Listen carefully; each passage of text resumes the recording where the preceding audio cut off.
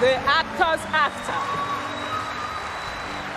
my friend, my brother, and fellow thespian.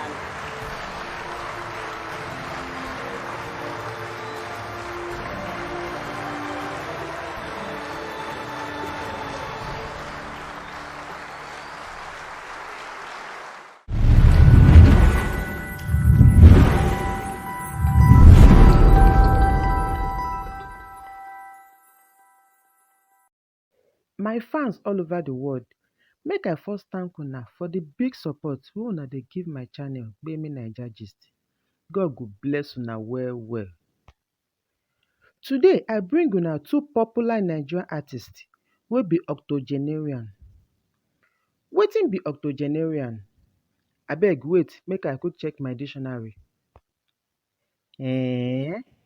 According to my dictionary, octogenarian na papa or mama wey dey between 80 and 89 years of age. The first person na Pa Olu Jacobs, wey everybody know as Olu Jacobs. Dem born am for July 11, 1942 for Kano State, although im papa and mama be originally from Abeokuta, Ogun State. Na for Kano im grow up, come at ten d Holy Trinity School. Na from dat school im don dey show im acting talent sake of say im be member of debating and drama club. Remy, I do not love her. If you do not do as I say, I shall cut you off completely. But Papa, I want to marry Goretti. Now get out. And don't come back until you have come back to your senses. As Olu don determine wetin im wan do for life, e kukuma waka go Royal Academy of Dramatic Arts for London, where e go study acting. In 70s, e begin to appear for many television shows for Britain.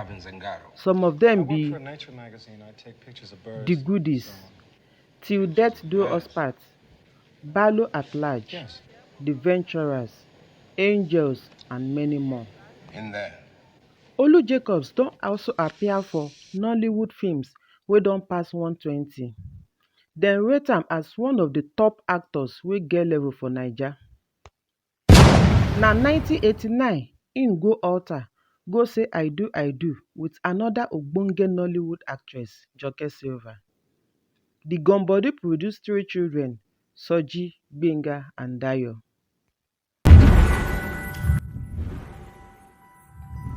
Taiwo Ajai-Lycett na the second octogenarian wey dem born for Lagos in February 3, 1941. Im papa na from Awori, wey according to history, na dem be the original owners of Lagos. Taiwo do her primary education for Mount Carmel Convent School, Lagos, before she come enter Methodist Girls High School, Lagos. She then waka go London, go do business technology, where she come collect higher national diploma in business study for 1969. As Taiwo dey study dey go, she dey combine am with work. At Leon Tea Shop, she work as waitress before she come join post office and later Young and Rubicon advertising firm.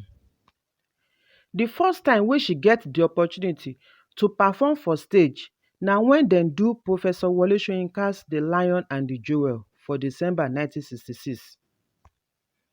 Dem perform the play for Royal Court Theatre for London. Na this stage performance make am discover her talent in acting. Sorry, man, I do have a husband, you know, only he's abroad at the moment. Yes, well, I'd just like to make things quite clear. We don't want any gossip, do we? She comot for corporate job, come take acting job seriously by joining Traverse Theatre Group, wey dey prepare for Edinburgh Festival. The affirmation of other people to know who we are, but you affirm me. She also appear for many television and stage shows in London before she come back Nigeria in early 70s.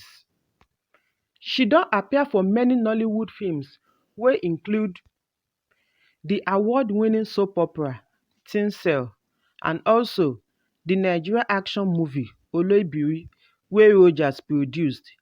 The movie also feature Olu Jacobs and Richard Mofe-Damijo. As a journalist, she be the first editor of Africa Woman magazine and she don participate in the United Nations International Women's Year.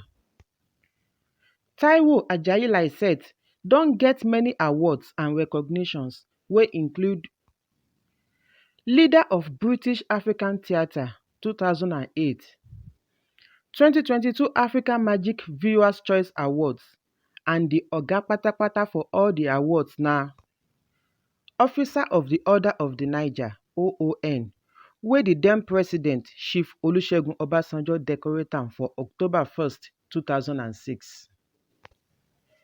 If una gbadun dis gist, make una help us subscribe, like, comment and share so that we go dey notify una as other gist dey shele. And for my people wey don already subscribe, no forget to turn on your notification bell icon so that sharparly dem go dey notify you as we dey upload new video.